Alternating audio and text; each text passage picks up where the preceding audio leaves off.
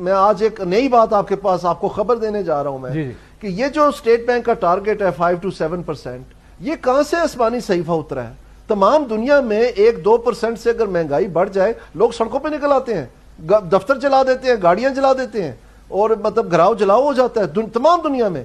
تو یہ 5 سے 7% بڑا لگزوریس ہے کہ انہوں نے اپنا طے کیا ہوا ہے. تو اس کی طے تک میں پہنچنا چاہا تو میں نے جب یہ تحقیقات کی تو پتہ چلا کہ ایک بہت پرانی ریسرچ پیپر کسی نے لکھا جو مطلب کوئی عام سے تھے، کوئی اتنی بات بھی نہیں، اس میں انہوں نے بتا دیا. اب یہ جو جیسے انہوں نے یہ تعین کیا وہ سارے کا سارا مشکوک ہے.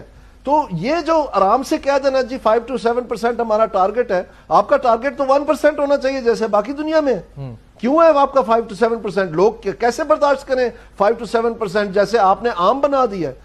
تو یہ سارا کا سارا اسٹیٹ بینک ایکٹ کی امینڈمنٹس کے بعد یہ پارلیمنٹ کا رول تھا. اب آپ دیکھیں حیرانگی یہ ہوتی ہے کہ پارلیمنٹ جو ہے انہوں نے اکاؤنٹیبلٹی کا جو فنکشن ہے سیکشن ہے اسٹیٹ بینک ایکٹ میں وہ پارلیمنٹ کا ہے، اور اس کے لیے اسٹیٹ بینک جو ہے وہ 3 دفعہ سال میں رپورٹیں ارسال کرتی ہے پارلیمنٹ کو اپنا جانچنے کے لیے کہ انہوں نے اپنی کارکردگی اچھی کی ہے کہ نہیں کی ہے. تو اس ایکٹ کے آنے کے بعد یعنی پارلیمنٹ کے اس احتساب کے ذمہ دار ہونے کے بعد مہنگائی پاکستان کی تاریخ میں ریکارڈ پہ چلے گئی. آپ نے کبھی سنا کہ کسی جماعت کے اراکین نے کالی پٹی باندھی؟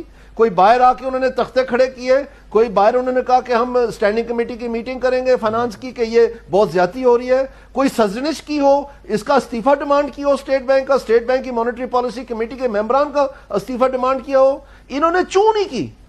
انہوں نے بالکل، یہ ٹوٹل فیلئر ہے پارلیمنٹ کا کہ پاکستان کی عوام شکست و ریخت ہو گئی، تباہ و برباد ہو گئی، ایک پوری گھر گھر لڑائی پڑ گئی، بھائی بھائی کو قتل کرنے شروع ہو گئے. یہ فیکٹ ہے، ہر چولہے پہ لڑائی ہے پاکستان میں آج بھی، ابھی بھی اس پہاڑ کے نیچے دبے ہوئے ہیں.